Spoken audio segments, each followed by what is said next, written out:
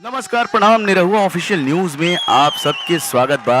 होली के रंग बा, होली के उमंग बा, त आई देखल जाओ केकरा ऊपर कितना चढ़ल राजनीति के रंग बा। जी हाँ, यहाँ सब पार्टी के कार्यकर्ता लोग आज जुटल बाड़न और यहाँ सबसे खास बात ही बा कि जौना पार्टी के जौन कलर बा वो पार्टी वो कलर के रंग लेके बैठल बा। त कैसन होई आज के होली, लाठी चली की गोली, आई देखल जाओ खास रिपोर्ट कैमरामैन पनारू के साथ मैं चिरकुट पांडे।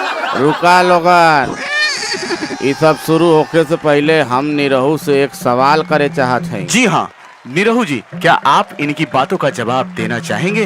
हाँ हाँ जरूर देंगे। पूछिए चाचा, क्या पूछ रहे हैं आप?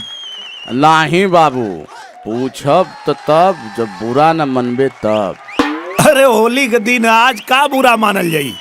आप पूछा, जो पूछे के ओके पूछा, एकदम बिंदास। हाँ हवे तो तू अहिरे, लेकिन अहिर के नाम पर कलंक हवे, यही से पहले कह देनी है कि बुरा मत मनिए। अरे नहीं चाचा, वैसा हूँ केहू के बात के बुरा ना मानिला। तू पूछा, चिंता मत करा।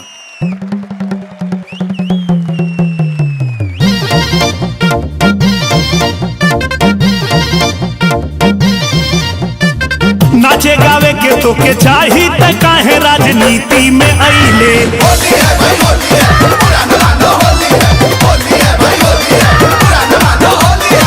रुका रुका सर, तनी और पूछे दा कुछ।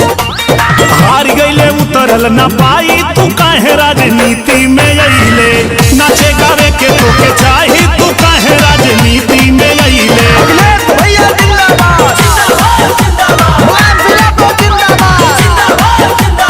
एक मिनट, शांत हो जाइए, शांत हो जाइए। निरहू जी, इन्होंने तो बहुत बड़ी बात बोल दी, आप कुछ कहना चाहेंगे? जाने दीजिए, इनको क्या बोले, हमारे बड़े बुजुर्ग हैं, इनको हक है बोलने का। काहे रे बाबू, कुल बुद्धि हरा गई। नहीं चचा, जवाब तो दे देती, लेकिन बुरा मान जी वालों। अरे बुरा का माने के हो तो खूने खानदान है। बोल बोल, का बोलत है? ठीक बात सुना। यूपीओ में लड़ी है वो पैसी, चचा अब चल रही हाल पैसी।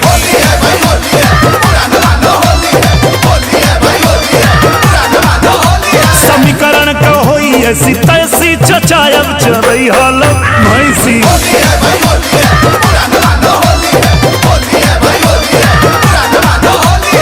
का चचा, कैसन लगल जवाब?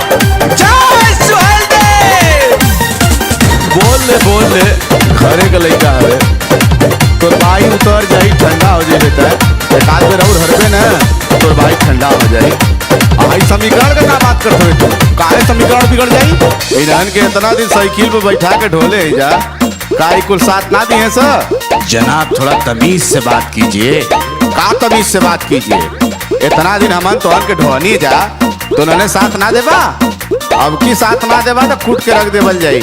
उधर और तेजुआ का साथ ना दिला लोग बिहार में, गड़बड़ा गए लड़का। तेजस्वी यादव जिंदाबाद जिंदाबाद जिंदाबाद, लालू यादव जिंदाबाद जिंदाबाद जिंदाबाद, ओवैसी चाचा जिंदाबाद जिंदाबाद जिंदाबाद, ओवैसी चाचा जिंदाबाद जिंदाबाद जिंदाबाद। ऐजू गड़बड़ेवा सरकार है।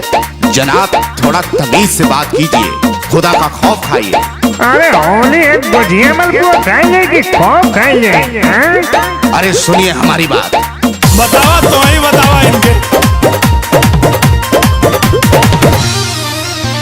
हक के लिए जो हमारे लड़ेगा, बिरादर की सेवा बिरादर करेगा।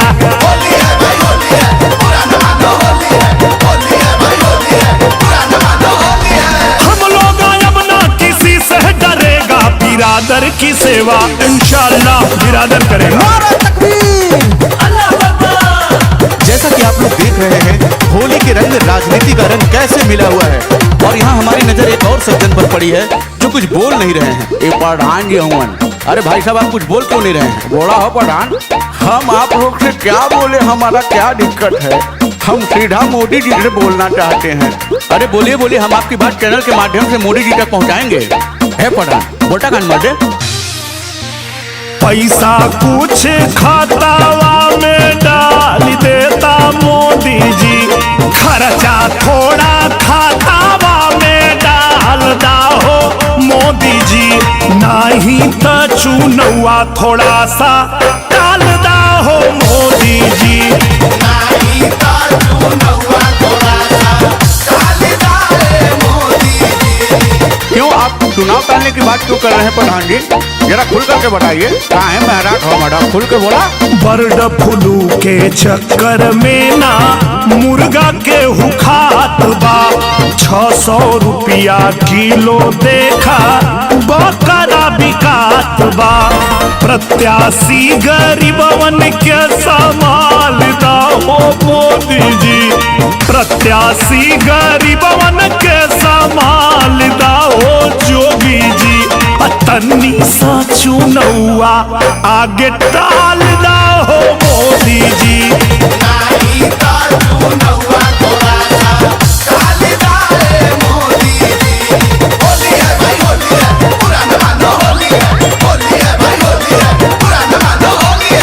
जय श्री राम, जय श्री राम।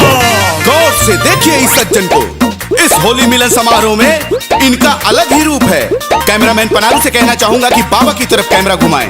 बाबा जी, आप कुछ कहना चाहेंगे? जय श्री राम।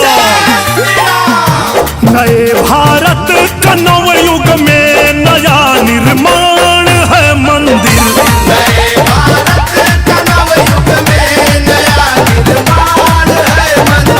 सनातन धर्म है जिनका न समझे मर्म मंदिर का। उन्हीं मूर्खों के सीने में, उन्हीं मूर्खों के सीने में ये सीधा बाण है मंदिर।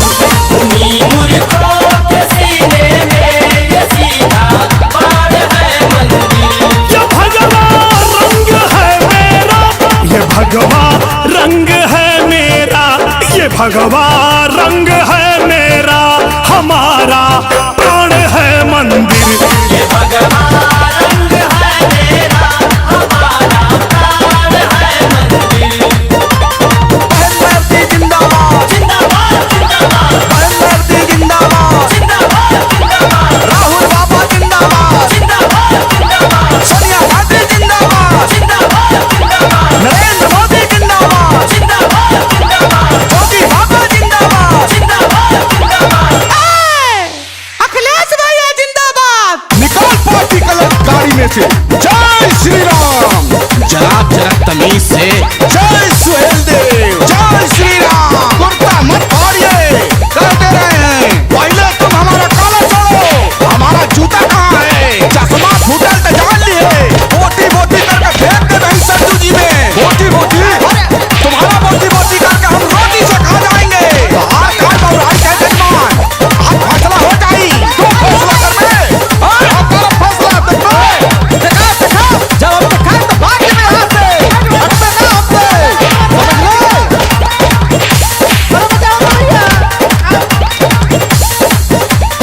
आप इस मौके पे कुछ कहना चाहेंगी? जैसा कि आप देख सकते हैं, ये सबका रंग सब पर चढ़ चुका है। इसलिए आप सभी लोगों से भी निवेदन करना चाहेंगे कि आप सब सभी रंगों को मिलाकर भारत को प्रेम के रंग में रंग दीजिए। हैप्पी होली भारत